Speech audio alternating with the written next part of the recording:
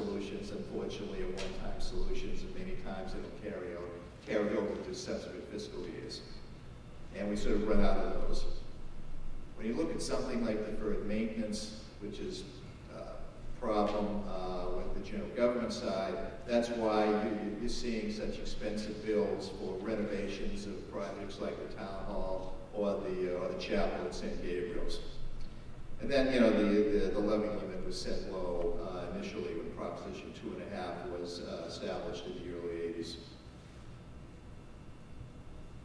So what's an override? Override is a tax increase. It's a permanent increase. And it's above and beyond the normal limit that we can raise in any given year. Under the proposed numbers that we're going to be talking about, to the average household, which is $450,000 assessed valuation, it's going to be around $390 a year. Now this is, as I noted, a permanent increase. It's different from the so-called override we had for the high school, which was referred to as a debt exclusion. That will go away once the bonds are paid off. This one does not go away.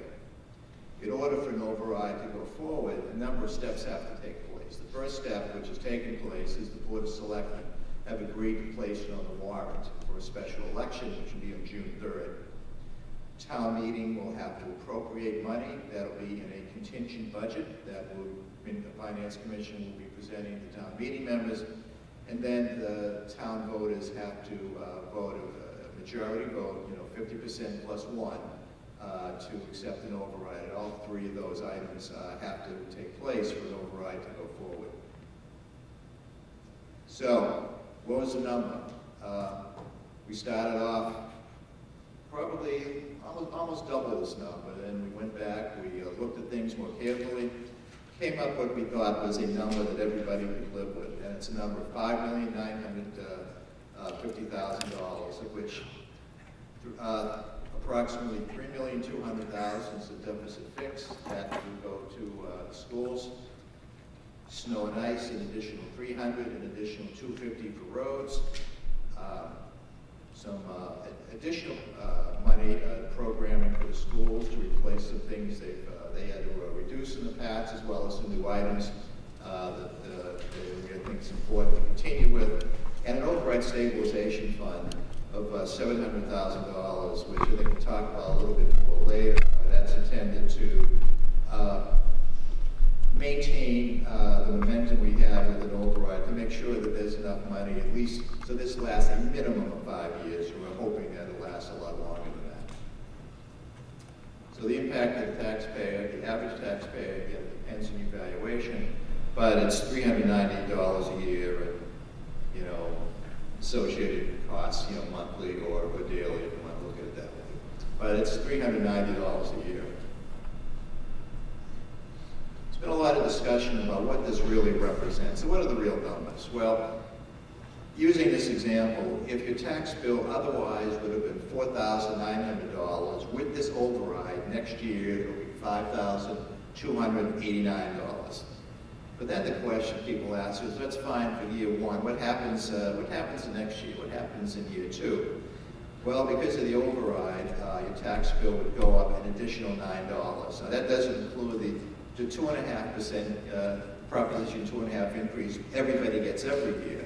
But there's not going to be any more money related to the override other than $9 or $10 a year, which is 2.5% of $390.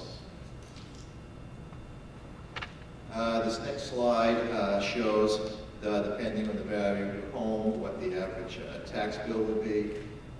Again, for the $450,000, it's almost $390, and it varies depending upon the value of your home.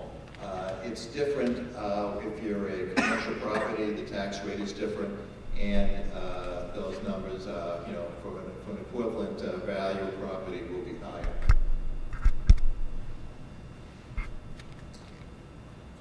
Most people probably seen too many of these, but that's the reason we're looking for more road money, $250,000 of additional.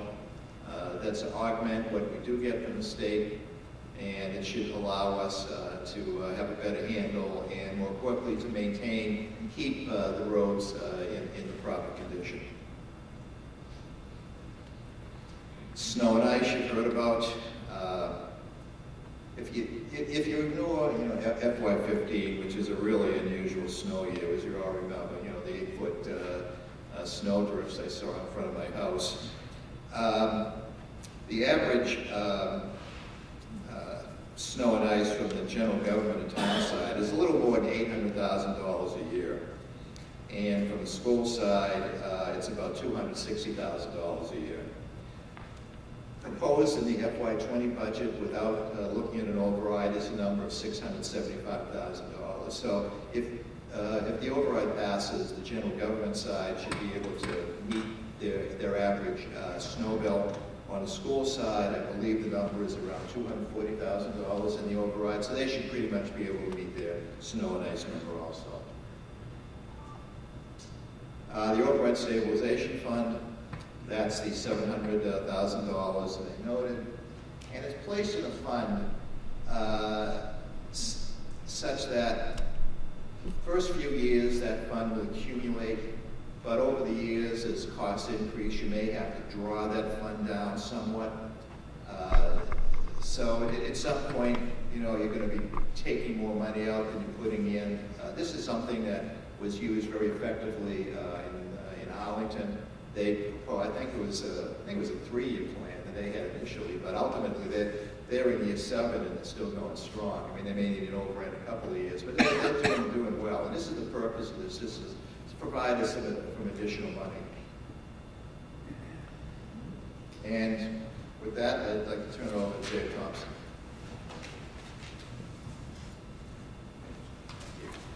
Thank you, Mr. Slater. I'm going to adjust the microphone real quick. Okay, so we're going to talk a little bit about the school department because the majority of this override is going to the school department. And we're going to talk about the cuts that are currently in the FY20 budget without the override. They include closing the Willett School, reducing the number of teachers in order to make room for the kindergarten in these elementary schools and other places, eliminating funding for extracurriculars, and reducing funding for programming. And I'll give a little more detail. So first is closing the Willett School. The net reduction there gains us $290,000. We're still going to offer full-day kindergarten, but we're going to have to move the classes to the elementary schools. Those who've been in the elementary schools recently know that they are already overcrowded. We still have got art and music, and in some cases library in the hallways, because we do not have enough classroom space. So in order to make room for them, we're going to have to eliminate some of our classroom teachers, which means class size is going to go up, and move the kindergarten into our schools. In order to make some room at the Prescott, there is a portable classroom that's been used at the Willett. That's going to have to get picked up and moved to the Prescott to make room there. We're reducing personnel, 1 nurse, 1 secretary, 2 custodians. We do reduce the cost for utilities. We will be able to shut the building down and save money on utilities there. And obviously reduce cost for maintenance. But we do need to add in some costs to move everybody from the Willett to the other neighborhood elementary schools. Teacher reductions, that equals to approximately $600,000. Elementary, eliminating 4 elementary teachers. This, again, as I mentioned, increased class size. Middle school, we're going to eliminate 18 and a net of 3 teachers in 8th grade. We would need to bring back a Spanish teacher. The problem with this, we currently have 3 teams in middle school. We would go down to 2 teams.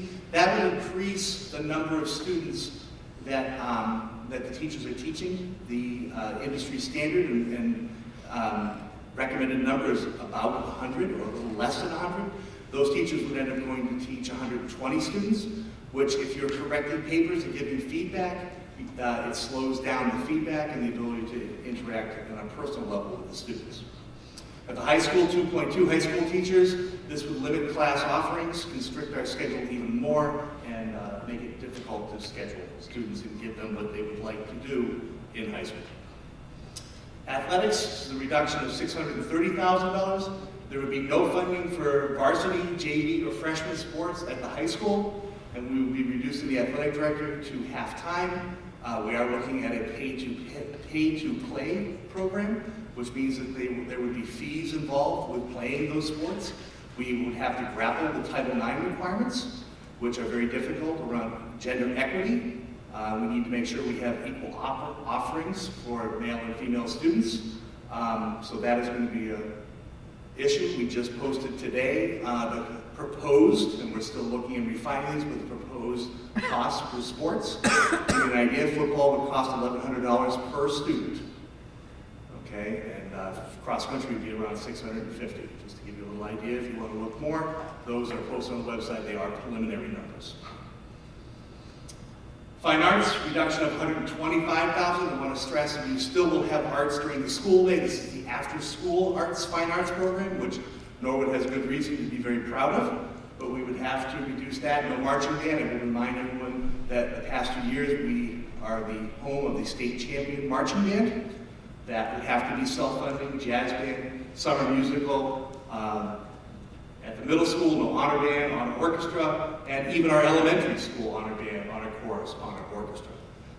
Just to give you an idea, the marching band, in order to run that, would be about $1,000 per student, and that would have to be paid for by the student. Activities, these are clubs and other activities in both the high school and the middle school. These clubs would have to become self-funding if they were going to happen.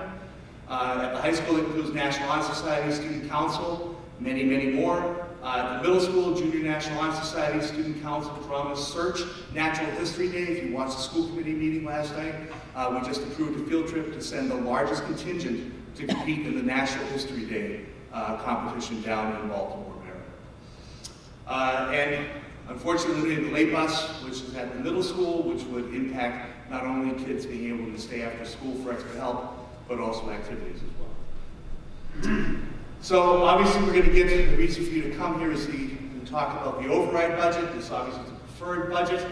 We're looking to invest in our classrooms and meet our students' needs. We're becoming a more diverse community. Repair the structural deficit. There is a structural deficit. There has been for years, and it has plagued the district for years. It's very difficult to plan and move forward if you're constantly in a budget crisis.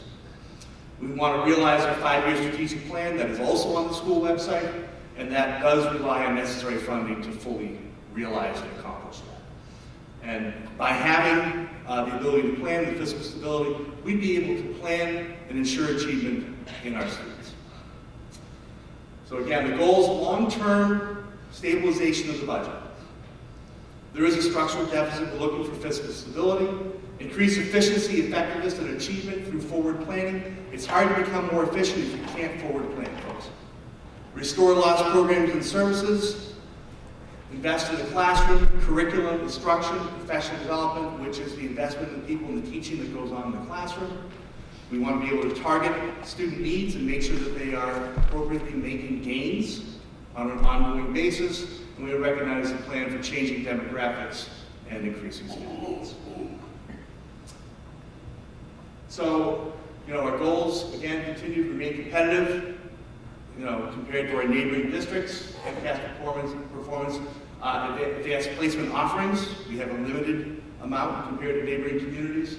Career pathways, innovation pathways. If you get a chance, you can check out the school committee meeting. There was an excellent presentation last night on our innovation pathways there. Meet MassCore graduation requirements. We're probably one of the few high schools in the student that does not require every student to complete a MassCore, and MassCore is what the state is determining, or has said is college career ready standards. Now 92% of our kids are meeting them, but there's still 8% that are not, and the main reason for that is that they are not able to get 2 years of a foreign language. So we're looking at increasing and improving our programming to meet the needs of the 21st century and the jobs that are coming towards these kids, which is changing every 5 or 6 years. So obviously the override would restore the deficit and reverse the cuts that we previously talked about. And I won't read these all to you, we previously did that, but the cuts would not be cut. So areas for improvement. We want to modernize our curriculum instruction. There's new standards. The MCAS are new, and they focus on higher order thinking, skill development, and application. We want all students exiting the Norwood Public Schools college or career ready. Future ready is the new term for that. Standardized curriculum, instruction, and assessment across the district, not have pockets of different curriculum things based on pilots that were never fully realized and implemented. Special education, our district numbers are higher than the state average.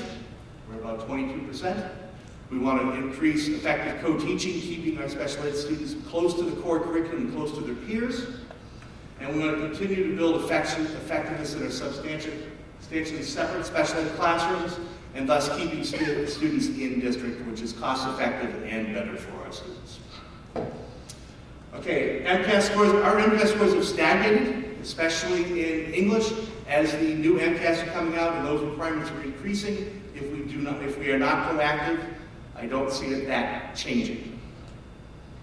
The number of high school students passing the MCAS in the first pass is stagnant. We still have about 10 or 12 students every year. That needs to change, because if they're constantly in that cycle where they're going back and getting their competency determination, Massachusetts is one of the few states in the nation where you have to pass an exam to get a high school diploma. If they're spending time on that, they're not spending time on higher order coursework and being college and career ready. So we want to make sure we get them there on the first try. Accountability measures are heavily weighted on the lowest performing group. So we need intervention tools and services to ensure progress. That's paramount. If we don't do that, our accountability ratings, our scores that people talk about here, will not improve. Okay, so at the high school, how do we want to do this? We want to add 3 core curriculum teachers. We've lost 5 over the last 10 years. We want to bring back 3 for very specific reasons. We want to increase our AP offerings. We want to increase the opportunity for career pathways. We need flexibility in our schedule to do that. And we want to make sure we're doing intervention during the school day to make sure kids are on track and are going to pass those MCAS the first time by. Foreign language teacher, that would be Spanish. And again, that's that Mass core requirement. So that's 4 teachers in total at the high school, and I believe we've lost 6 at the high school classes, 5 or 6 years. Middle school, last year, if you remember, we cut our librarian to half-time. Nothing more depressing than having only half a library in a school. We want to reverse that. We want to, and I want to say 4 or 5 years ago, phys ed got cut down to 0.4. We want to bring that up to 1.0. That's really impacting the health and PE offerings we're having at the middle school. We need to add an adjustment counselor, be proactive on social and emotional learning needs, so kids are not entering into social and emotional programming and special ed because of that. If we're able to be proactive, we will reduce that number. And we actually need to split a substantially separate program, and a special education to do that to make sure that our programming is up to stuff and really meeting the needs of kids, thus reducing the number of kids we would possibly be sending out of district at a higher expense. Elementary, we want to bring in an English and literacy coach, much like our math coordinator coach that we brought in 5 years ago. If you look at the elementary math scores, you'll see that they have gone up because we've invested in a new curriculum and brought the right people in to help our teachers continually improve. We want to mirror that in ELA, where our scores are stagnated. Adjustment counselors at the elementary level, this would bring us up to the level where we pretty much would have 1 per school, which would meet the recommended number. We're supposed to have 1 adjustment counselor for every 200 kids, which is basically 1 per school. We do not have that now. So what happens is those counselors are spending most of their time working with kids in crisis and on ed plans, and not being proactive with kids who have small problems, helping them work through. And unfortunately, they only get seen when they have big problems, which then is a big problem. And 1 elementary teacher, general teacher, to address class size. Looking at the district as a whole, English language learners, we need to add 1.5 English language learner teachers to meet the need. Just to give you an idea, we're up over 380 English language learners in our district. We've added 83 since the middle of July, and that number still continues to climb. So that is, and there are mandates, there are requirements for how much services that we have to provide, and we need people to do it. Technology assistant, if you remember last year, we cut a person out of the technology department while adding Chromebooks, grades 6 through 12, 1,750 Chromebooks. We've added devices and cut people. That really is not sustainable to make sure, and we need to make sure the work is getting done. So looking at curriculum and programs, if you invest in the classroom and give teachers the tools they need to to do the work, the better the work gets, the less students we have going into special ed, the more progress you have, the less kids falling behind, and the more success we have in our classrooms. And a big piece of that is what we're affectionately calling the curriculum refresh. There should be a curriculum cycle where every year you're going through, you're looking at your curriculum, looking at the standards, looking at the results, and making sure the materials we're using in the classroom are getting the kids where they need to go. We don't have that in Norwood. The last time the curriculum was bought in Norwood was 5 years ago. It was the elementary math math curriculum, and that was done out of capital expense. This should be in our operating budget. So this year we have started looking at English language arts. Next year we want to start looking at social studies, and that will revolve around every 6 or 7 years. We will get into a cycle where we're looking and making sure we have the right tools in the classroom. Okay, other programs, ELL curriculum materials. Again, our numbers have increased. Materials we've had thus far with our ELL teachers they've been developing themselves. They don't necessarily hit the whole scope and sequence of all the curriculums. There are now great materials out there, both in print and electronically, that help kids meet them at different levels and make sure they're getting the content. If they're getting the content while they're simultaneously learning the language, they're going to better be able to pass the MCAS, meet the standards, and be successful moving out of our district. Intervention materials, these are print and computer-based materials that when we find there's a deficit, we have things for them to do that are going to move kids forward. Project Lead the Way is a great program we want to start at the middle school. It is career-ready skills and problem solving done in a hands-on project-based way, and really how education should move forward, and also will help our middle schoolers start thinking about careers moving forward as they move into high school. Career Pathway program materials, and again, innovation pathways, career pathways. It's about linking job skills that are needed to skills that they will need both in the workforce and college skills as well, and linking them all together, and a lot of college and career counseling involved. But we need materials to do that work. Right now we have a grant to plan, we're going to need a grant to implement, but we're going to need the materials in our high school, and hopefully eventually to some extent our middle school, to do that sort of work. Personalized assessment and intervention software. There is tools out there that will assess where our students are and actually identify where the weaknesses is and give prescriptions on, through the teachers, tools and areas to work on to make sure kids are making the progress they need to make. Personalized learning is kind of a custom. I mean, once upon a time, you go into a classroom, the teacher delivered a lesson to everybody. That's not really how it works anymore. We need to be able to hit kids exactly where they are and what they're able to do and what their weaknesses are to make sure every kid is making effective progress. Intervention coaching and training. This is a process, and in some extent it's a little bit new here in Norwood, so we want to make sure we give teachers the support and the professional development to do that work. And project-based learning, again, is that hands-on, project-based, real type learning that we need our kids to do that is going to make them college and career ready. Okay, so in closing, the 5-year projections, if we look back at those original projections, in year one we were looking at a $3.1 million deficit, which is pretty much where we ended up and what we had to cut, which is why we have such big numbers. It's a huge amount of money to cut on a school budget that does not have much in it from previous cuts. But the problem we have is that the projection for next year from this past fall was $650,000 on top of the cuts we're already talking about. Okay, and then the other concerning factor is the school committee, in order to make up some of that deficit in year one, is pretty much maxed out our circuit breaker, which is our reimbursement for out-of-district special education, which puts us in a pretty precarious situation going forward. And it's entirely possible that $650 might be a low number. It might be $750 or $1 million deficit looking into next year if we do not fix the structural deficit.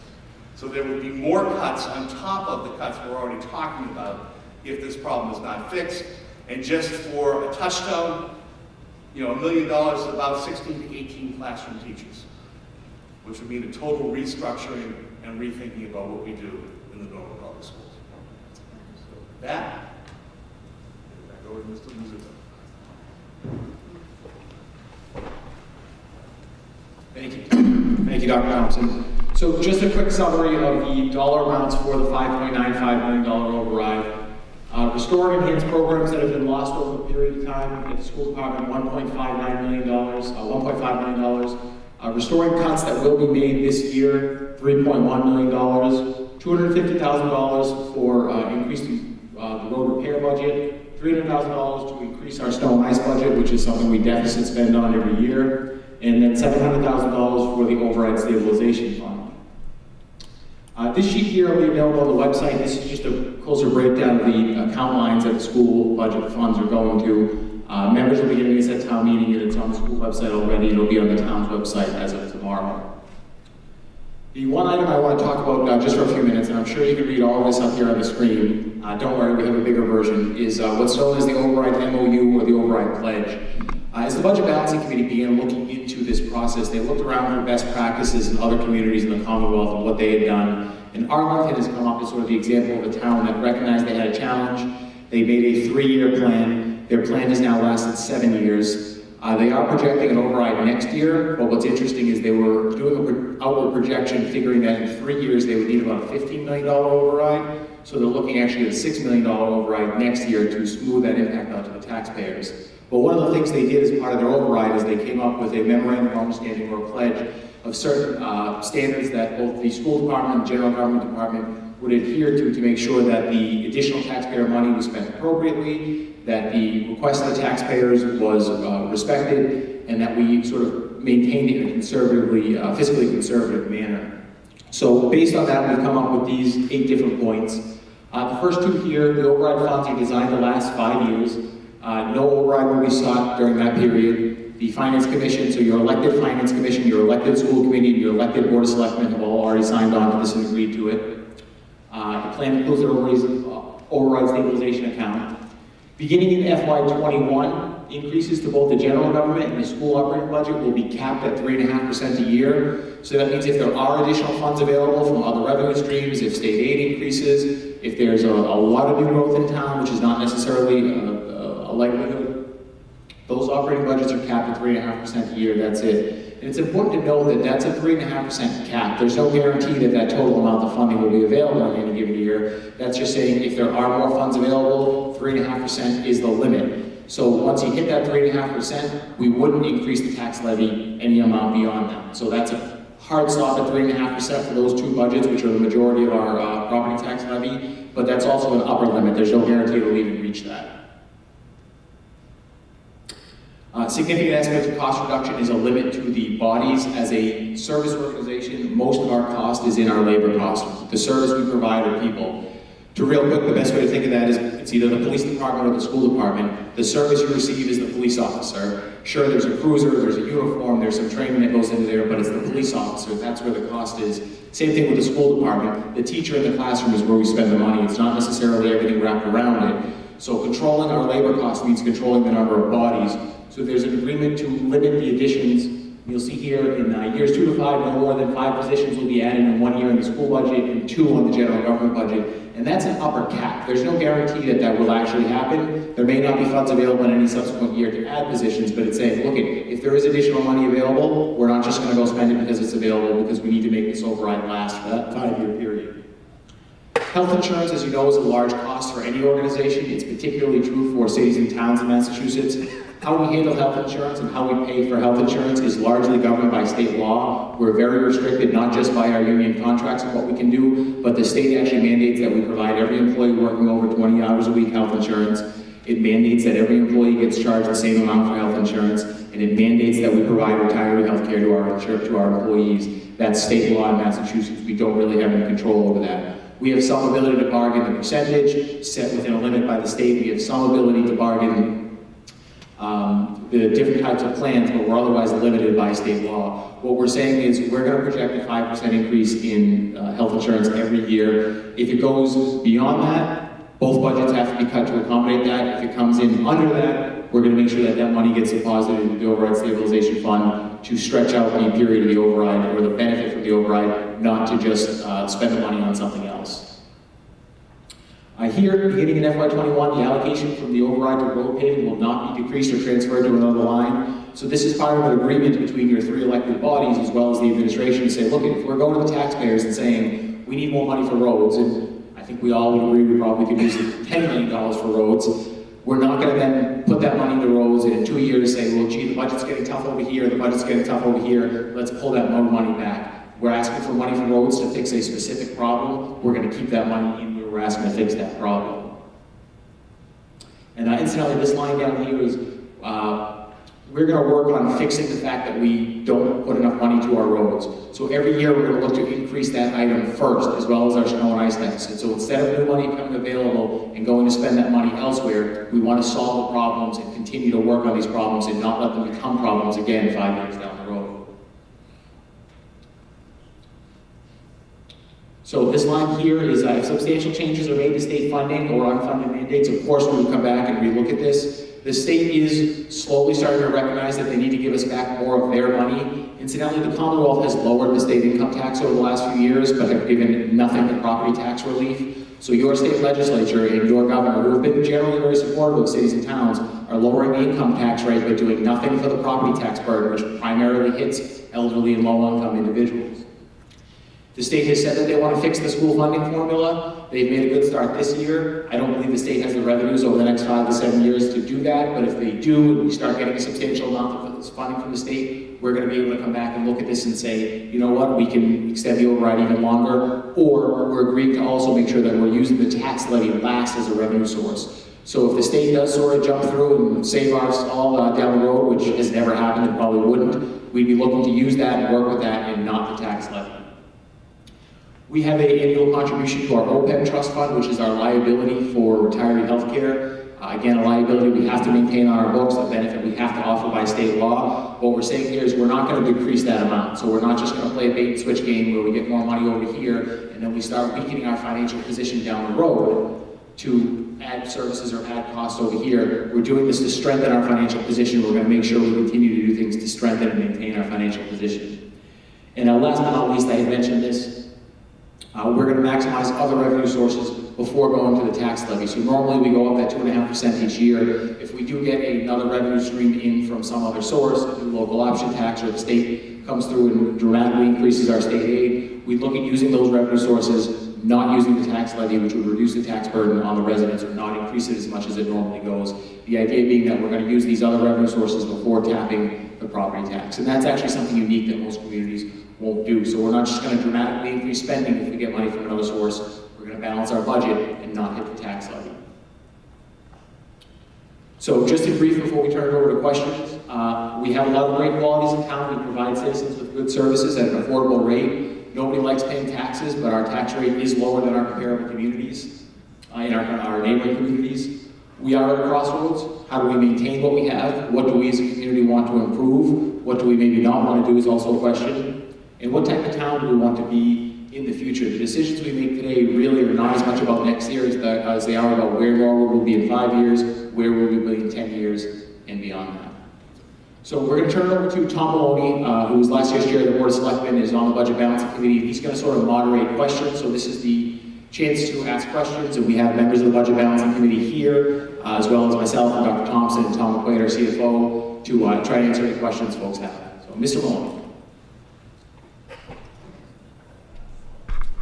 Thank you, Mr. Mazzucco. I'm Tom Maloney from the Board of Selectmen. We're going to take questions now. We have, as you know, Dr. Thompson, Mr. Mazzucco, Mr. Slater, who spoke to you. We also have Chair of the Norwood School Committee, Maya Bodenhofer, here. And in addition, we have Maura Smith and Joan Giblin from the School Committee and Bill Pasco from the Board of Selectmen to serve as support for their boards. And, of course, Mr. McQuaid as well. So what we'll do, normally at no town meeting, by the way, you get up and you identify yourself. You don't have to do that, unless you want to. If you want your neighbors to know you're here, you're welcome to do that. But why don't we just go straight into questions, and if people can't hear it, just say so. I will repeat the question. So first hand up. Winner, there you go.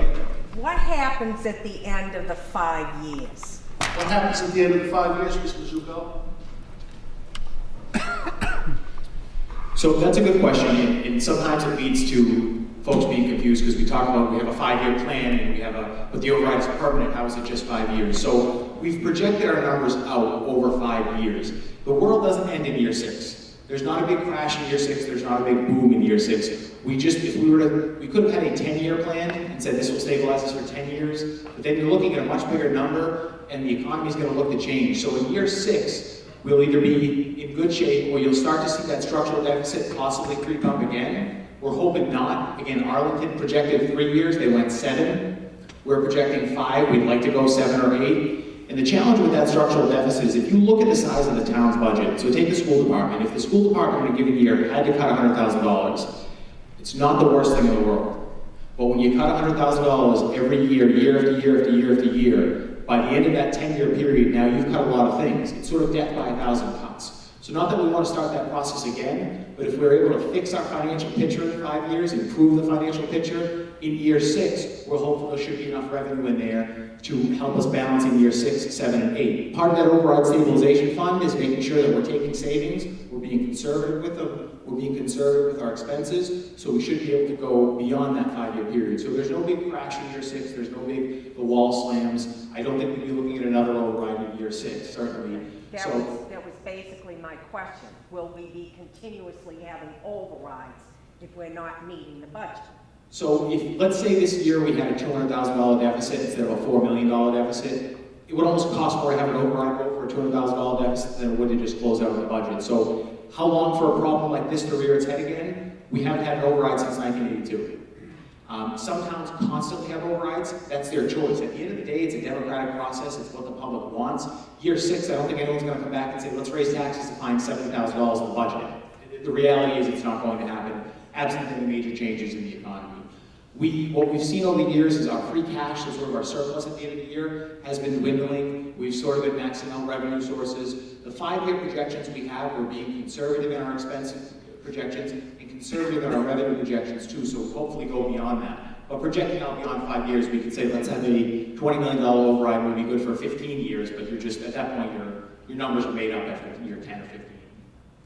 And I have one question for the school. What are they doing about the civics mandate? The question is, what was the school department doing about the civics mandate? Dr. Thompson. We are currently starting with that. The next year is an implementation year.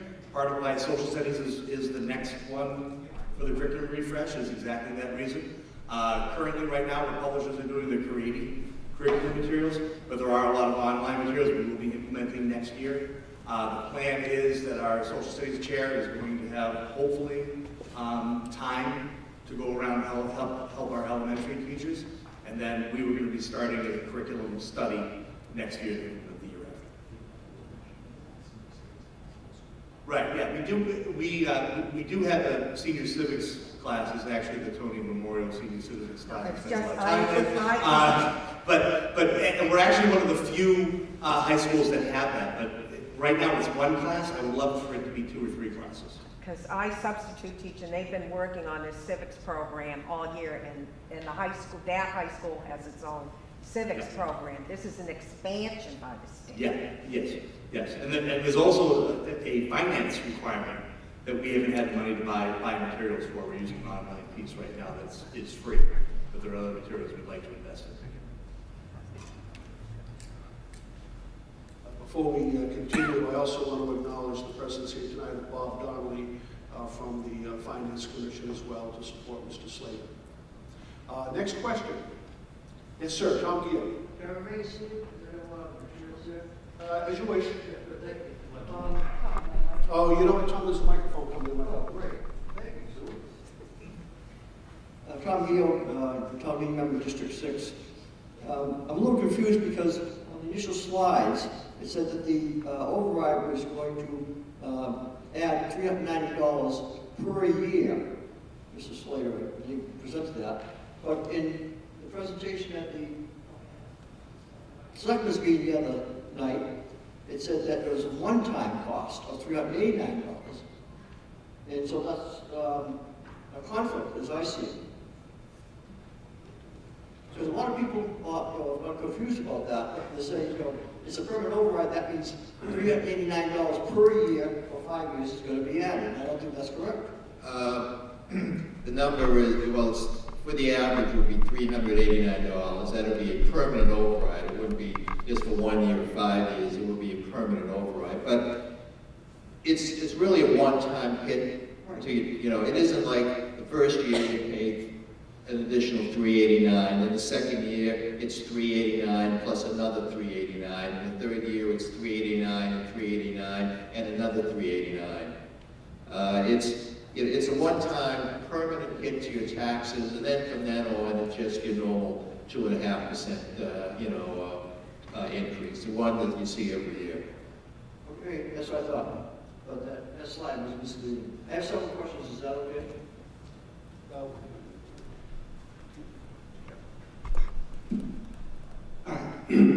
Tom McQuaid, Chief Financial Officer. So, Mr. Gale, that was my slide. So that was my attempt to show that not only does the $389 happen 1 year and continue, but since we get 2.5% increase on taxes, I was showing that in the second year it would be $389 plus 2.5%. So that second year would be, you know, the total of those two. So that was. But if you look at that slide, there's another column that had the cumulative numbers. It kind of showed the increase right in there, 389. You're talking about. So it's 389 a year for the first year, and that stays there forever. And just like the rest of the taxes, it goes up by 2.5% a year. Yeah, plus the new growth, as Tim calls it. Yes. It's just, you know, he comes up with 3.8% on the average per year. Right. But that's where it levels out after the 11.8% increase the first year. Right, the first year, and then after that should be normal increases. Okay, I'm curious about the override. If the override passes the budget, is that available somewhere? Because I got the impression that somewhere that's going to be voted on by town meeting. Yeah, it's going to be distributed at town meeting. At town meeting. Yes. Well, it's this budget that you just saw here. He wants to know if we have enough, if we have enough.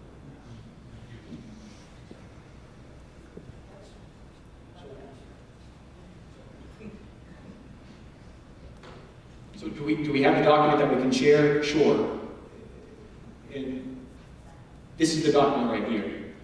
We can get this out by email. We'll have it for a town meeting. It will be going up on the town website in the last few days. What we've worked on over the last several months is some of the slides that Dr. Thompson had in terms of what the amounts are and what the items are. In terms of an actual budget document, this is the additions, the difference between the FY20 regular budget and the override request. All of this is will be available to town members and the general public. So, of the $5.95 billion, if approved, how much of that is going to be spent the first year? So the whole amount gets spent the first year. Okay, all right. If you want, the override stabilization is money into a savings account, so if you want to count it as being spent, I'd say you're spending it into that account. But the whole amount gets raised in the first year. And there's that question. One point, it was stated at the beginning that the real estate taxes paid a majority of the town budget. I calculated it's only 40% of the past 5 years. So you're including the utility funds.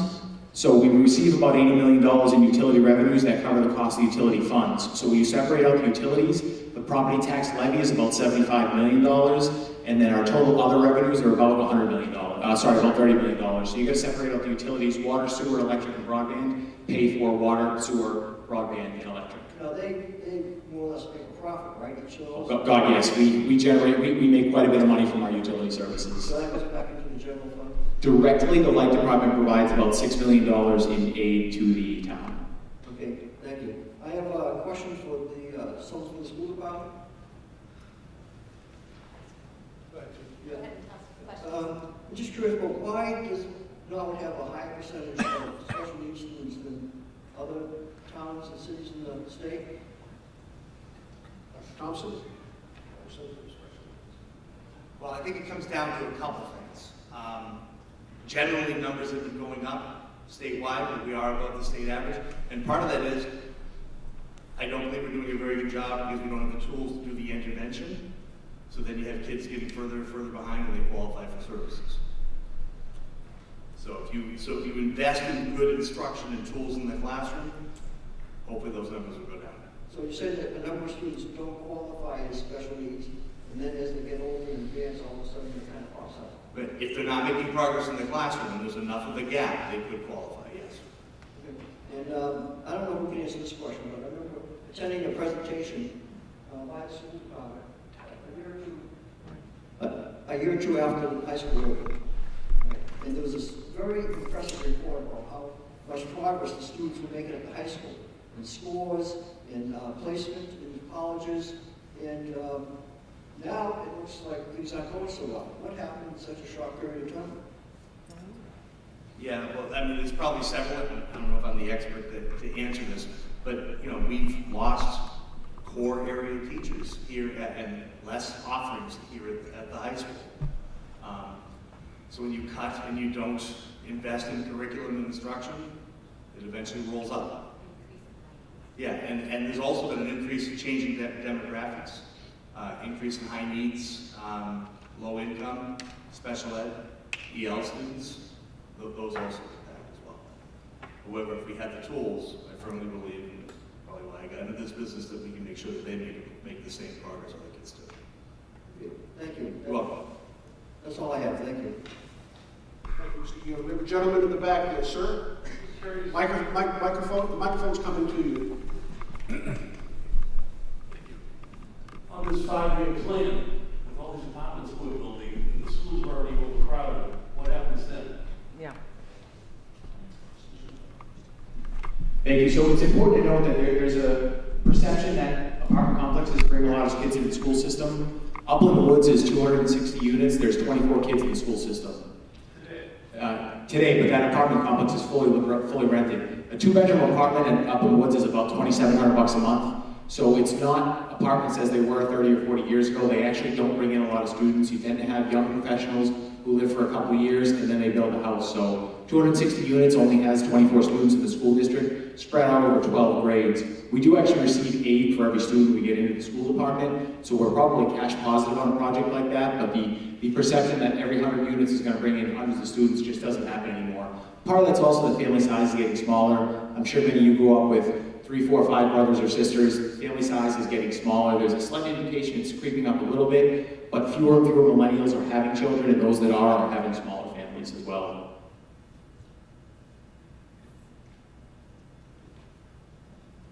We have a repeat customer in the room. Okay, we have statistics for Upland Woods, but basically, you've got Plimpton Press, you've got that monstrosity of Avalon in my neighborhood, and now you're gonna put condos up in Forbes. So where are the statistics for that as to how many more kids, and not just that, town services that are going to be impacted? Mr. Mizuko is eager to answer the question. So again, you're seeing about a 1 for 10 or one student per maybe 15 or 20 units in an apartment complex. So even with the addition of Plimpton Press and Avalon Bay, which I think is 240 between the two of them, is that right? 180 units and Plimpton is 60? Regal, sorry. So you're looking at about 250, so probably another 25 kids in the school department. In terms of services from a municipal perspective, new construction is always better for the fire department because it's safer. In terms of water, sewer, electric, the more you're condensing, it's actually better from a service model. If you think of your typical, and there's social concerns about that and the density of the community, but if you think of your typical subdivision, we're running a whole road up that we've got to pave and maintain. We're running water and sewer up that we've got to pave and maintain. A large apartment complex often has one pipe going in, and we sort of cut our losses there. Upland Woods is an example. They sub-meter all of their apartments. We have 1 meter on that whole complex. We send that one bill to Upland Woods, we get the one bill. Our infrastructure costs are actually minimal. Whereas if you think of a traditional residential road, we have a service for every single house, and we have a lengthy pipe that's incredibly expensive to fix and maintain all along it. So from a cost perspective and the infrastructure, it's actually not that bad when you have all the density. Traffic issues and other concerns aside. And again, the concern of students coming into the community, apartment complexes just don't bring them in like they did. If you had a complex that was 100% affordable, maybe, but people are not paying $2,800 a month for a 2-bedroom apartment and raising 4 kids in it. It just doesn't happen anymore. Police and fire?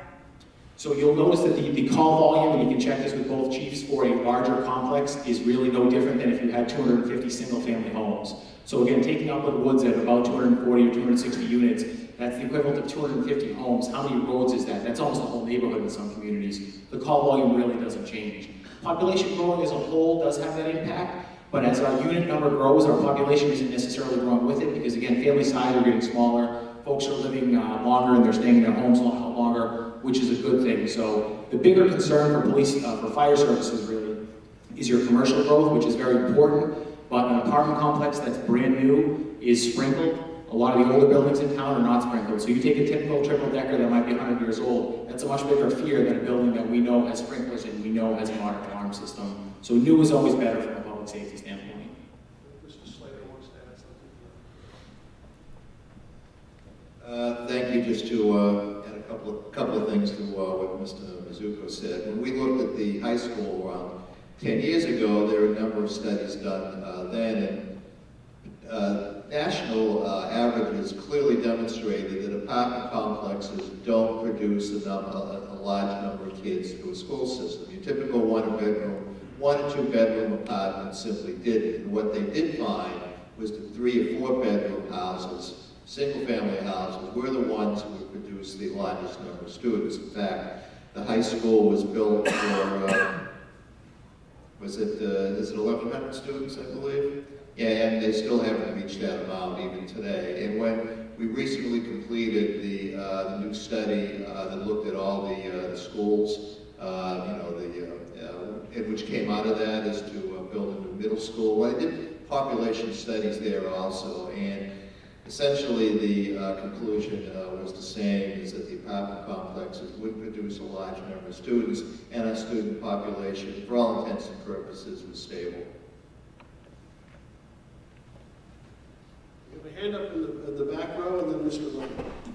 Yeah, I just had a question. With this override, it seems like the burden is on the individual taxpayer. I'm wondering if the town's philosophy as far as bringing more industry in to help with the burden, with the empty storefronts in the center, and everything else, like, do we incentivize companies to come in and pay less in taxes than maybe they should to spur the economy, or how does it? Mr. Mizuko might have something to say.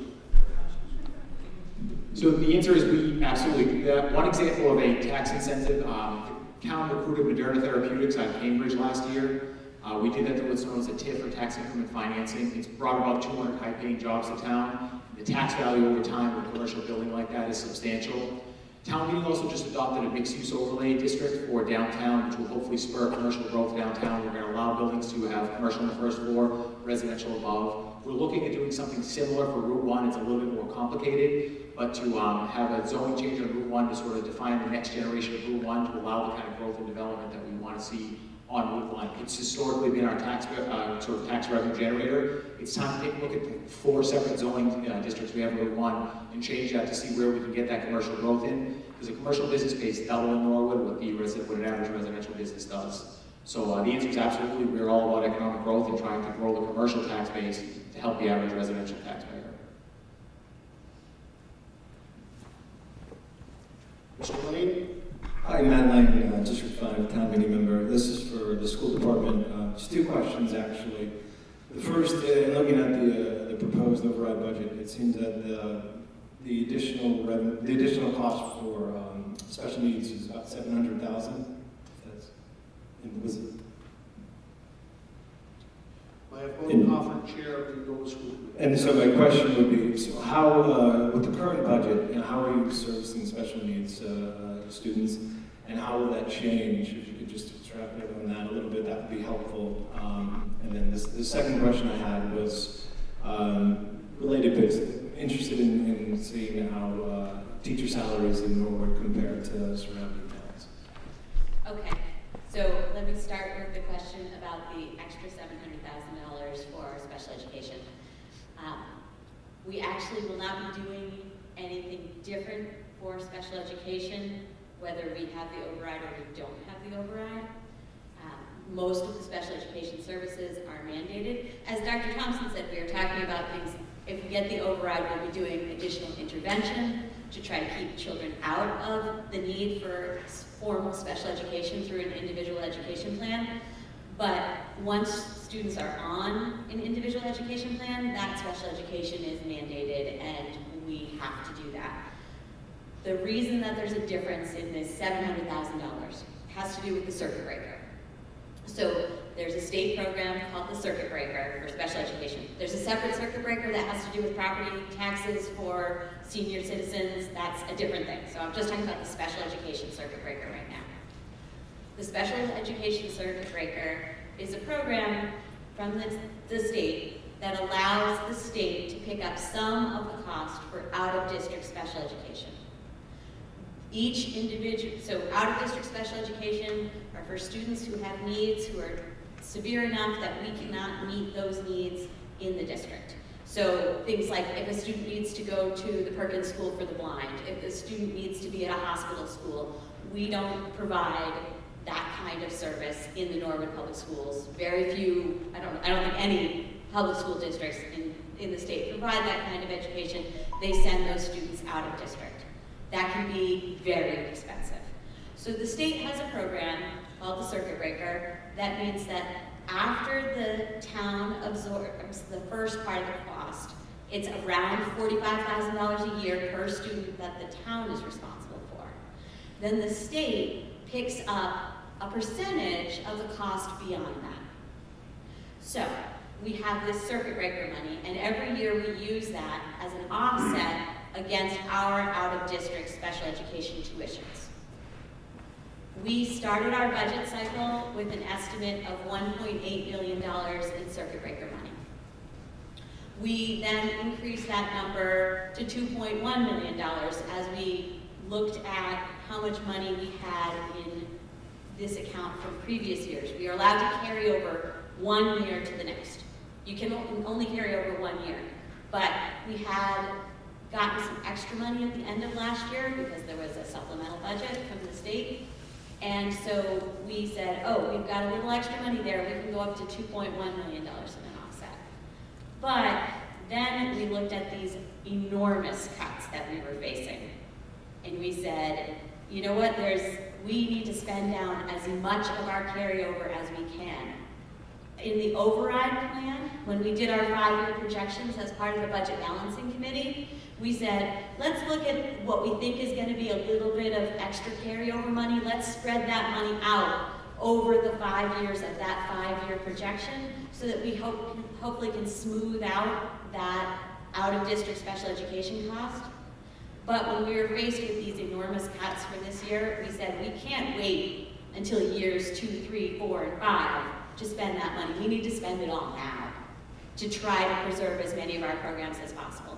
So we put another $700,000 in our budget, which brought our circuit breaker offset up to $2.8 million. Then we said, well, if the override comes in, then we would go back to our plan where we spread it out over the 5 years to keep it even. So that's why you see this difference of $700,000 if the override passes, that we would effectively spend an extra $700,000, but really what we would take $700,000 less in an offset from that state money. Thank you. Did that explain things? Yeah, I know that was that was really confusing. Well, thank you, yeah. Okay. So can you remind me of their second question? I think it was about teacher salary. Yeah. Okay. So when it comes to teacher salary, I think we have a slide here that we can show you. But we get a lot of questions about teacher salary. The first thing I want to say to everybody is that our teacher salaries are contractual, and that regardless of whether or not the override passes, the teachers will be paid the same amount. So it doesn't mean that if the override passes, that an individual teacher will get more money. But if the override passes, we will be able to afford more teachers. But like any employer, we have to be aware of what the market is for salaries. We need to pay a competitive wage so that we can hire and retain quality people. So we compared our salaries to neighboring districts and to similar districts. And if you look, we are the red line. And communities like Boston and Newton, which are very high-paying communities, they are yellow, they're up top. I know they're high-paying and they're not in our area, but I do know people who live in Norwood who work in both of those districts. So we are competing at some level with those districts to attract talent. Neighboring communities like Sharon, Foxborough, Westwood, Medfield, Milton, Dover, Sherborne, those are the green ones. And then the blue ones are the communities that we used in that Abrams report when the Committee of 21 looked at things. So that's Burlington, Dedham, Stoughton, Walpole, and Milford. So you can see that if you look at what teachers in Norwood with a bachelor's degree make over the course of their career, we're on the low side. And we're not saying that we want this override so that we can increase this, but we will say that I believe the school committee looks at these numbers and says, if we reduce that further in future contract negotiations in an attempt to save money, we're just going to make ourselves not a very attractive employer, and we really want to be able to hire and retain quality people.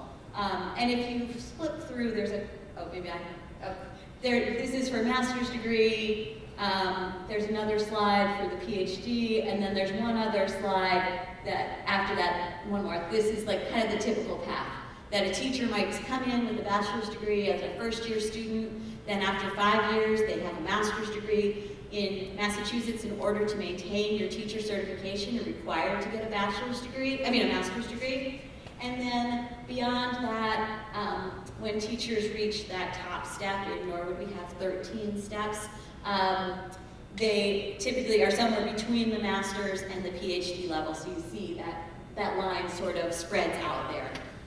So you look at these salaries, this data all came from the state collection of salaries at different levels for these towns. We're kind of on the low side. And like I said, we're not asking for an override to increase that, but I will say I don't feel that we can go lower to save money. Thank you.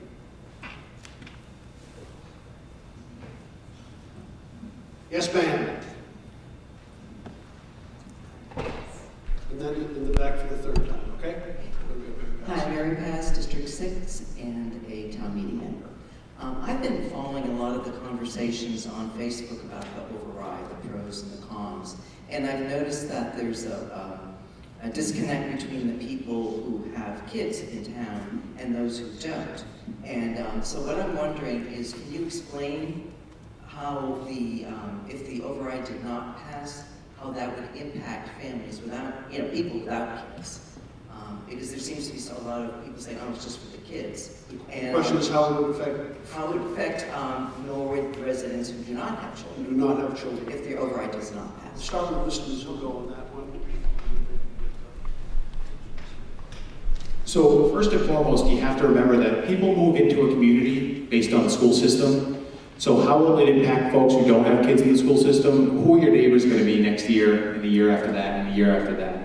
Your property values are also determined by who moves into town, which is determined by the value, the quality of your school system. In terms of the general government budget, we tend to trail the school department by a year or two, but I can tell you over the next 5 years, we're projecting some substantial cuts, most of which will probably come in FY21 on the government side. That's going to mean police and fire, and that's not that that's a scare tactic, but those are my two largest general government departments.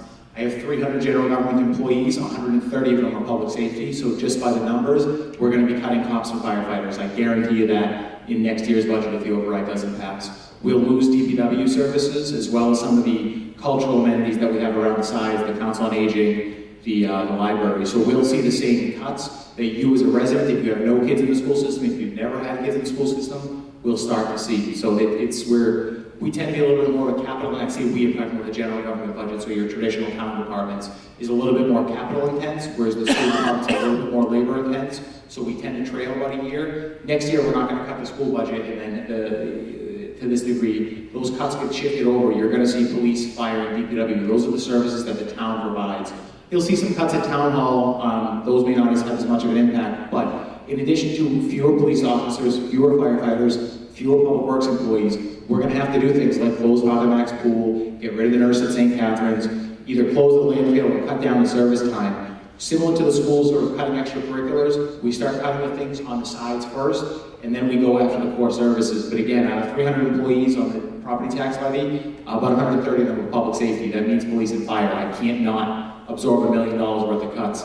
As the superintendent said, $1 million is about 16 teachers. It's probably about 16 to 18 municipal employees. That's 5% of my workforce. So there's no way I can cut 5% in 1 year without hitting public safety. So if you have no kids in the school system and you've never gone there, those are the kind of cuts we're going to start to make. And you'll see it year one when we don't do things like plant flowers. And somebody might say, oh, I don't want to raise my taxes to plant flowers. Well, you're right, I get that. But little by little, you start doing these things. And your community's not going to look the same. It's not going to function the same. It's not going to work as well. And you're not going to have the same community in a couple of years that you have today. One thing that, I've been here for a little over a year and a half. One thing that's impressed me about Norwood is how many people in this town remain in this town. So if you're looking at the kids in your schools, that's the future of your town. So if they're not able to compete in the next job market, and I say next job market, because the jobs that are here now are not going to be here in 5 or 10 years.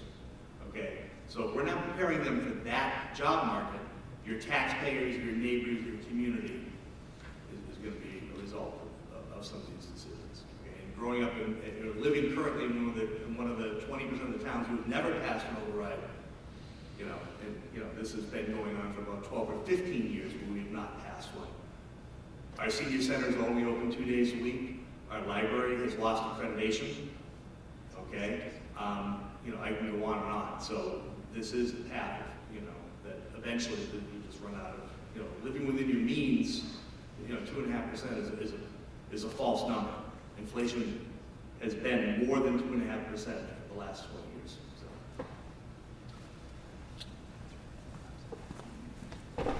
Third time's a charm. You can blame Mr. Mizuko for this question.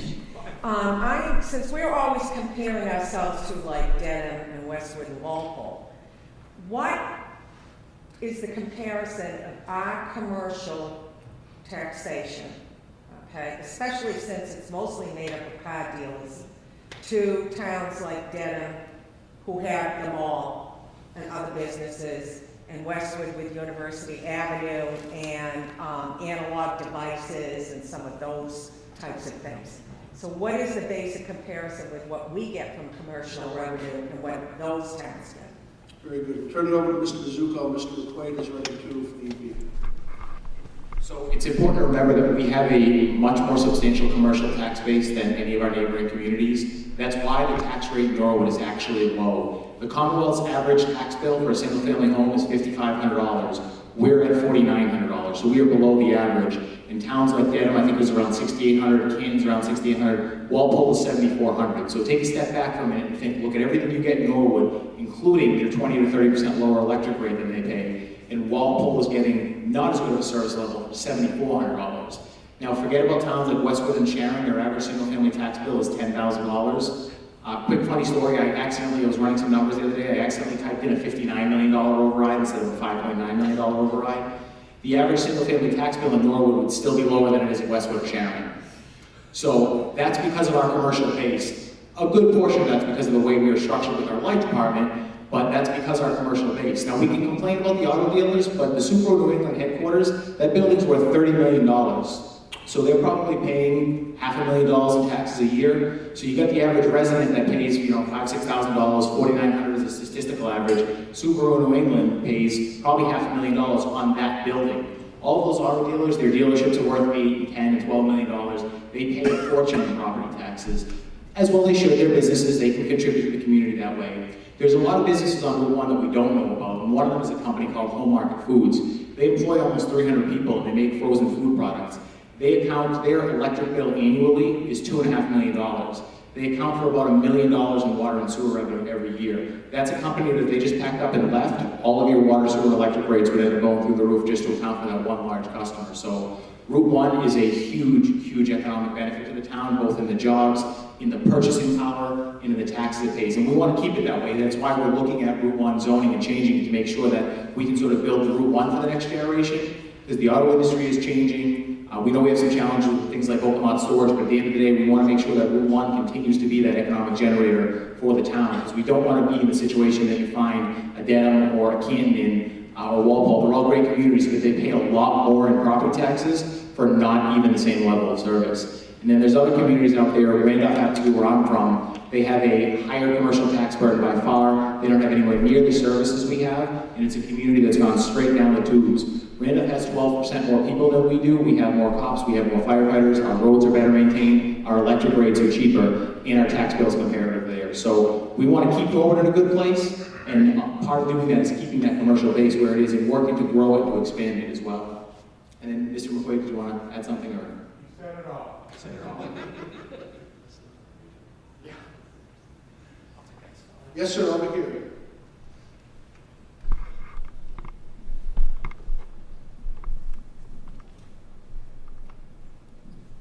Hi, Eric Fleming, Town Member District 9. Just to follow up on what you were saying there, of the $5.95 million, how much of that would be paid for the residential tax and how much would be paid on the commercial side?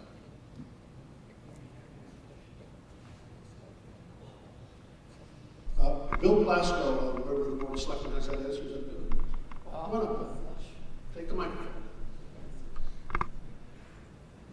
I'm not sure if it's the direct answer to your question or not, but the tax base for the commercial property in town, commercial industrial property in town is approximately 26% of the value of property in the town, but they pay 47% of our tax burden. So they'll pay 47% of that. So it's roughly half of it. Yes. So just to follow up on that, basically the $390 that every resident is getting, you're almost getting double that impact because the businesses are paying, half of it. Yeah. One way to think of this, your residential tax rate will go up about 80 cents, the commercial rate will go up about $1.80.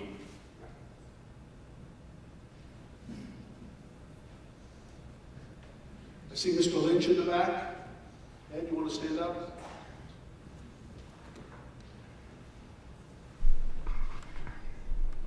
Thank you. Thank you very much for this song. Appreciate all of this. Ed Lynch. I calculated one resident, actually mine, go up about 22% in, I think it's 4 years, 5 years, whatever the assessor said at the meeting. So I just wonder, what's up with the middle school and what's the status of that moving forward? Dr. Thompson? Maybe we can find that graphic.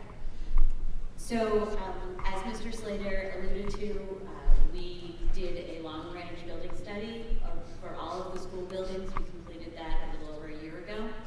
The recommendation from that is that we need to replace the Copley Middle School, and that it's overcrowded and it doesn't meet our educational needs. And so we started the process of working with the Massachusetts School Building Association. We submitted the letter of intent that we wanted to move forward with that, and we were pleased to be invited into their eligibility period. So that process started on May 1st, like just last week. And this shows the potential timeline. This would be the fastest possible timeline that we could move forward with a new middle school project. So we are currently in that eligibility period, which is showing there in, yes, 2019, thank you for the light. In fall town meeting, we expect to be asking town meeting for $1.5 million for a feasibility study. We've done that building study, we know basically what we want to do, or that the middle school is the right project to do next, but we would need to dive much deeper into what are the needs in the middle school, what are the possibilities in the middle school. So if town meeting were to approve that funding in the fall of 2019, then we would conduct the feasibility study during the year 2020. At the beginning of 2021, we would potentially be asking for money for design. And then in the middle-ish of 2022, that would be the earliest that we could potentially start construction. So town approval would be spring of 2021, and construction could potentially start in 2022, which would mean that a building could potentially open 2025, 2024, or 2026, something like that. Okay, so there'd be another override within 5 years. There could be a possibility of a debt exclusion override, as opposed to an operational override that we've been talking about. A debt exclusion override, similar to what we've done for the high school. In 2021, possibly. As I said, that's the earliest it could possibly happen. And I think that we would only move forward with that if we continue to get support from the state. And so many communities have to go through more than one cycle with the state before they get support. So it's hard to say exactly when it might happen. But the fact that we've been accepted into the eligibility period with the MSBA does give us some confidence that we might be able to qualify for reimbursement from the state. And so it's possible that they would pay roughly half the cost of a middle school. Thank you. I also have a question. So if this override passes, there would be hiring about 16 more teachers in the school system, roughly. Is that right? Yes. What's the actual number? Is it? Yes. 12.7. That also includes bringing people back, right? Sorry, I don't have the numbers right in front of me, but yes, we will. There is a list on that, and it was built into that presentation that we did that showed all of the FTEs. So it would be 1.5 ELL, English language learner teachers, 3 high school teachers plus a foreign language teacher, so that's 4. And Thank you. My concern is that you have, if it doesn't pass, funding for 2020, because you can come back with another override, with another operational override, hypothetically, if this did fail. And you could fund the school between June 4th and June 30th. Is that a possibility? Between June 4th and June 30th of this year? Yes, for 2020. We absolutely have enough money to get through the end of this school year. That's FY19. I understand that. I'm saying if the override does not pass, June 4th, could you fund fiscal year, school year 2020 with loans and other We are not allowed to use loans to fund operating expenses. What about the general budget? If they found 1/10 of 1%, that'd be $750,000 right there. You say pay to play. Well, if you tell 3,000 parents to shut off young junior's cell phone for 1 month, that would give you, tell them all to kick up $40.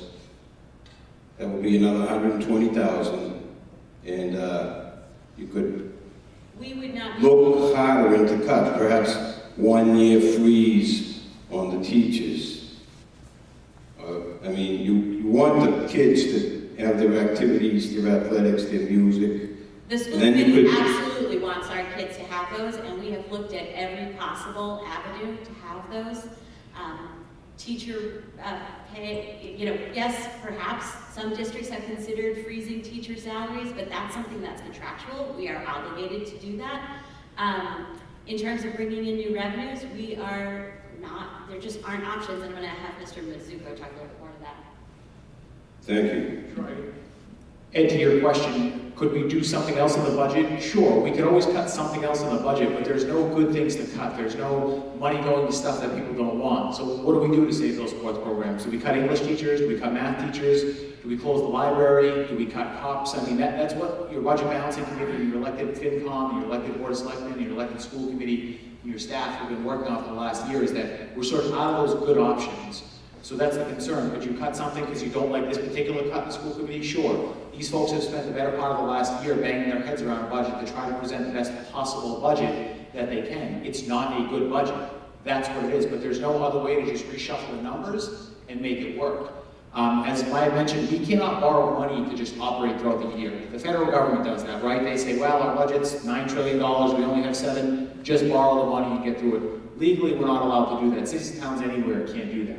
In terms of fees and just charges here and there, we have to tie the cost of a fee to the service that's provided, so we can't just do a soda tax or do a wake up in the morning tax, or you have a driveway, we'll do a driveway tax. We don't have those options. Believe me, this whole process is very difficult. It's a lot of work. It makes the community get into a lot of arguments and discussions. If there was an easy solution, I assure you the school committee would have much rather taken the easy road and not spend 100 meetings till midnight. I have been working probably 60 or 70 hours a week for the last 6 months. So is my CFO, so is Bernie, so is the selectmen.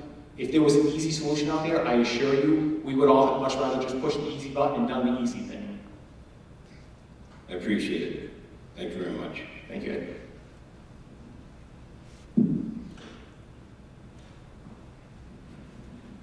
Sir, you had your hand up really well. Well, it's sort of what Mr. Lynch brought on. There's a microphone for you. Yes, thank you, Sue. From District 4, Richard Penta. I noticed in your MOU what you said there is that it's a 5-year a grace period on not doing a general override. I have mentioned Coakley Middle School, which is a debt override. Is there any other structural issues that will be coming up over the next 4 to 5 years in the elementary schools that we're going to have to be concerned with also? So you mean something that might require an extraordinary expenditure or even a debt expenditure? Right. For example, the school committee or buildings and ground has made proposals on renewing the whole elementary system. That's something you're talking about. Is there going to be a need to, for example, keep the Callahan up to snuff or keep one of the other elementary schools up to snuff before we can go into thinking about an elementary school system that only has 1 or 2 buildings in town? Thank you. When we did the long-range building study, part of the exercise was to look at the needs to maintain our existing buildings and to get them to a place where they would last for another 30, 40 years. And so we do have data on what those needs are. However, we don't see anything that would be pressing in the next 5 years. We do have concerns at the elementary buildings, we absolutely do. In terms of crowding and in terms of whether or not there's equal distribution between schools. So if anybody was watching the school committee meeting last night, we were talking about our 5-year strategic plan. One of the action items in that strategic plan is that over the next year, we will be looking at possibilities for reconfiguring those middle schools, elementary schools, just looking at a study of that. We're not going to actually make any changes in the next year, but we would be starting to look at different options. Another thing that came out of the building study was a recommendation that we consider a 5 to 8 middle school. And if we build a 5 to 8 middle school, that would alleviate pressure in terms of crowding on all of our 5 elementary schools. So that is something that will be part of the process as we go through. We're considering both a 5 to 8 middle school and a 6 to 8 middle school. In terms of looking at doing another building project, the Massachusetts School Building Authority, the MSBA, has rules that they will only help fund one project at a time. And so if we move forward with this middle school project, as I said, we'd be lucky to have something that would open in 2025. So it would be at least that long before we could even start to think about what would be the next major project for the schools. Thank you. Do we have any other questions, or are we satisfied?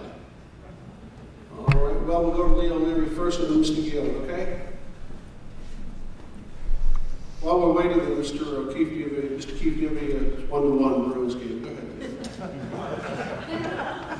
Leah O'Leary, District 4, and as a town meeting member and a citizen of Norwood, I want to thank you all for the hard work you've put into this.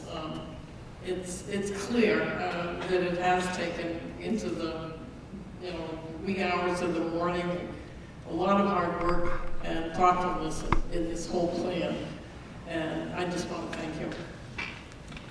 Thank you. I think I speak for everyone. I say we appreciate your paying attention, and we appreciate your getting involved. And that's for everybody, not just in this room, but all over the town. This has been an extraordinary civic exercise up until now.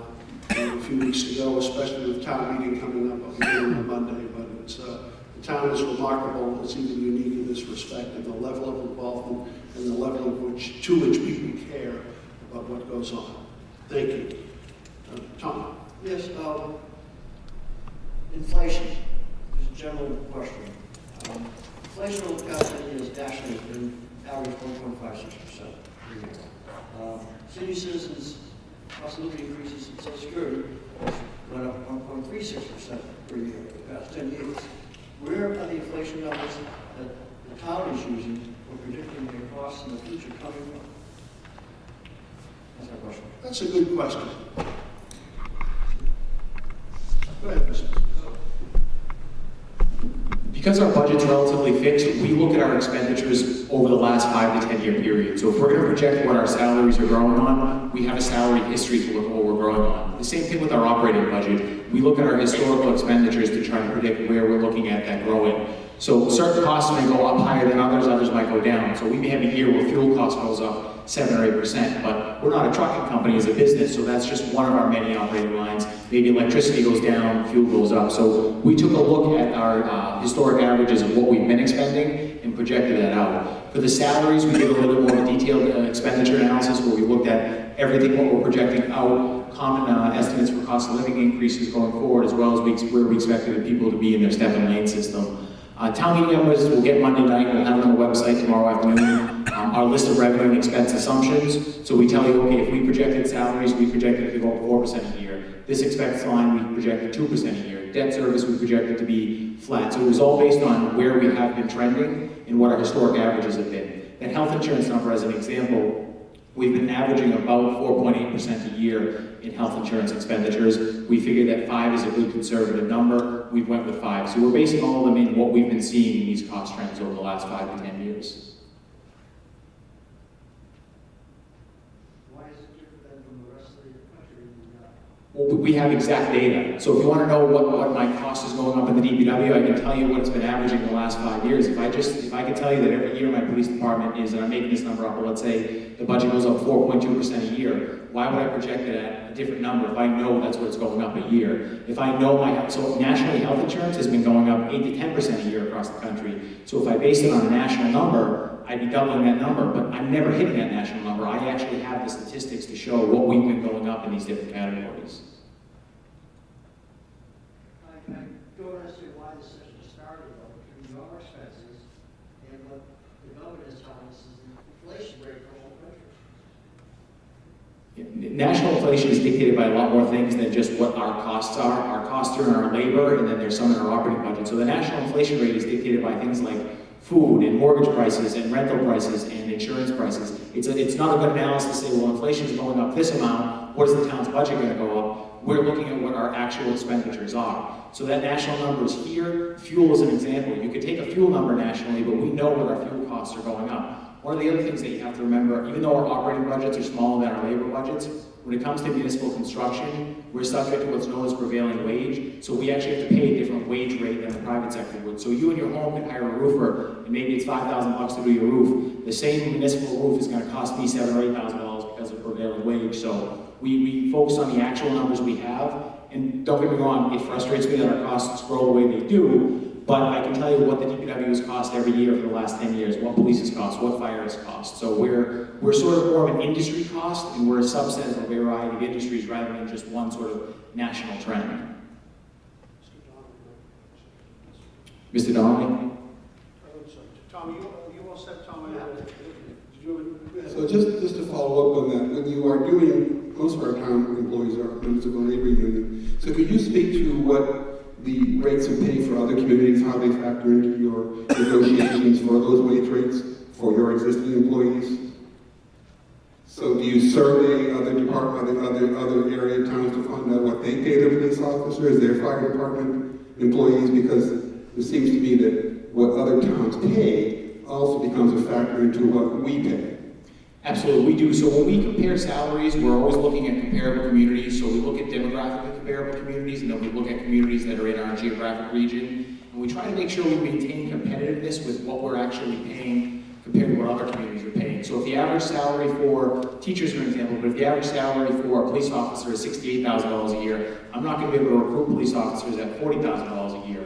So we're sometimes subject to where the market for very specific positions are. Occasionally you have an oddball position here or there that doesn't exactly have a market rate, but unfortunately, we may be growing at a moderate pace, and if there's a lot of communities in the state growing at a faster pace, that sometimes has an impact on our costs too. Because remember, we're a defined industry, so even absent the salary cost, if somebody knows that cities and towns are providing services, the costs get driven up by larger, faster growing communities. Not that Norwood isn't growing at a good pace, but we're fully built out. So there are communities out there adding a couple hundred new homes a year. We couldn't add a couple hundred single-family homes in a given year. We just don't have the space. So we compare our salaries to other communities. We generally match up similar to the schools. There's areas you're going to find you're a little bit higher. There's areas you're going to find you're a little bit lower. But we match our services to other comparable communities. That's really our industry, if you think about it. Thank you. Mrs. Neil Russo. Hi, Ms. Bodenhofer, can you go over how much that was going to cost for students to pay to play for sports or fine arts? Did you say that it was going to be $1,000 a student for marching band? And if we have to pay to play and not enough students can afford that, does that mean we won't have a marching band for parades and such, or we won't have a football team to play on Thanksgiving? So I can answer that in general terms. I don't have all the numbers in front of me, but the school committee did spend a lot of time on this last night. For example, it costs roughly $50,000 to run the marching band. Actually maybe it was $55,000. And so if we have 50 students who are willing to pay $1,100 each, then we can run the marching band. Similarly, if we have enough students who are willing to pay a little over $1,000 each to play football, we can have them play football. And we need 30 students in order to, 30 students who would pay a little over $1,000 each in order to play football. Right now, the way in years past and what we would like to do if the override passes, if we would continue with our model where we do have an athletic fee. It's $200 per sport per athlete with a family cap of $800. So we are already asking our student athletes to subsidize the cost of running that program, but if we absolutely have to self-fund it, we are looking at astronomically large numbers. For hockey program, it would be more than $2,000 per athlete for the hockey program. So then if you didn't get that minimum number of kids sign up, say only 15 kids said we would not be able to run the program. Right, so if there are 5 kids who are there with checks of $1,000 or $1,100 each and they would like to, they're that committed and they would like to run the marching band, we will have to say, I'm sorry, but there's not enough money and we can't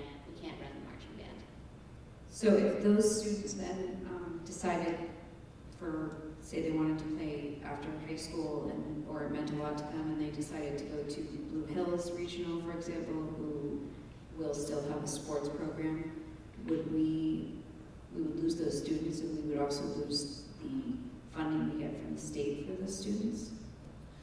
So it won't directly impact next year. There is a concern that students may opt to go to private schools, certainly, and there's a concern that students may opt to go to Blue Hills. I believe that Blue Hills, they are competitive in terms of their admissions, and I think they've already made their decisions or will be doing it very soon. So I don't think that students will be able to decide on June 4th or June 5th to switch to Blue Hills for next year. But it is true that when students choose to attend Blue Hills, that reduces our Chapter 70 funding, because our Chapter 70 funding is based on our student census each year. As long as I'm up here, I just want to apologize to Mr. Lynch that I didn't know the number off the top of my head about how many people would be added in the override. I'm embarrassed by that. I looked it up. It's 12.6 full-time equivalents. Are those restorations or are those new positions? That is the restorations beyond our level services for this year, but so it's kind of a question, are those new positions or are those restorations? So they're not restorations for the cuts that we're planning for FY20. They are restorations, but many of them are restorations of cuts that we've had over the past few years.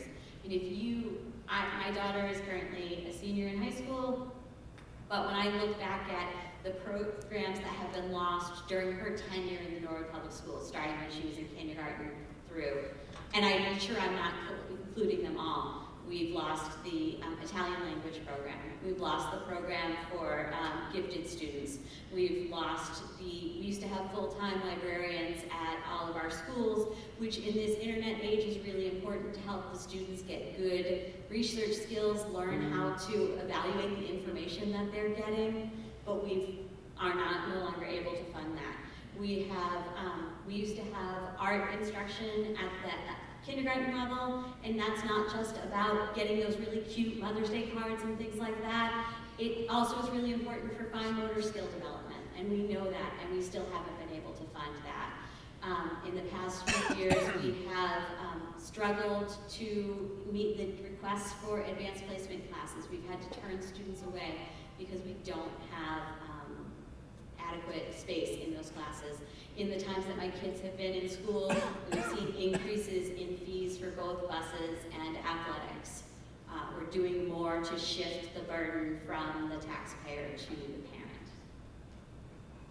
Can I ask a town side question, other end of the spectrum?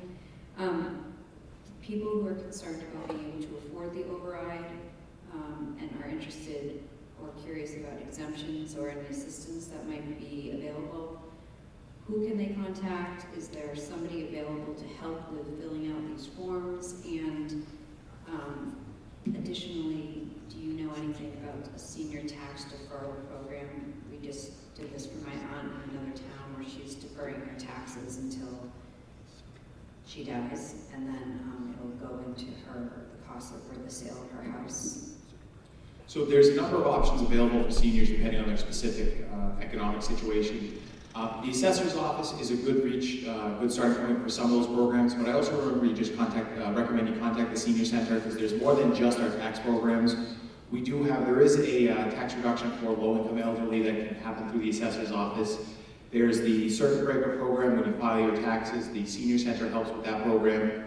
We have what's known as a senior tax work-off program that you can start with either contacting the senior center or the HR department, where seniors are able to work to offset a little bit of their tax. Again, these are all income contingent. We're actually looking to expand that program in the fall, allowing seniors who are currently disabled or homebound who can't work to have somebody do the work for them, and then they would receive that tax credit. There's also we're starting a voluntary senior tax donation program, so going out with tax bills for folks who are of the means can donate money to a fund that will help low-income seniors reduce their taxes.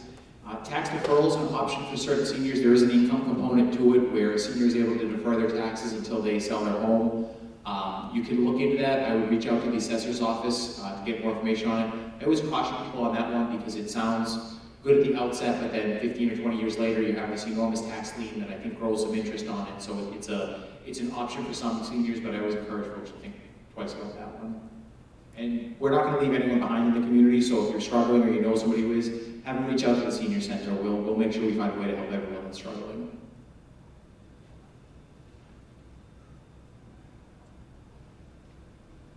All right, we get time for one or two more. Go ahead, Mary Pass. Yeah. You got the microphone anyway, so. Mary Pass, District 6. I've been talking to a lot of people about this on both sides, and one of the points you made to me was that a few people have said that the reason the Norwood taxes are low is because it's basically a working class town, and the incomes are lower proportionally to other towns. I don't know this, and I grew up here, but to me it seems it's changed. Do you know the demographics of the town, and does that support these other people's concerns?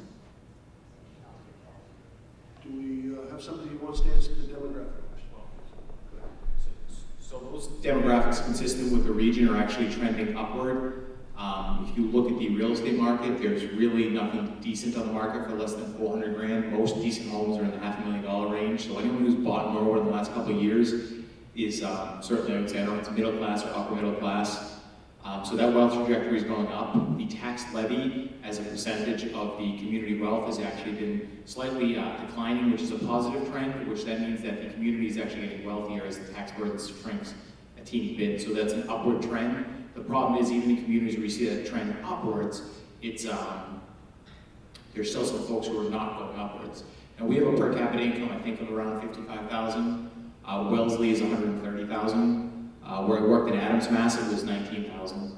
So that doesn't really answer the question per se, but those are sort of where we are.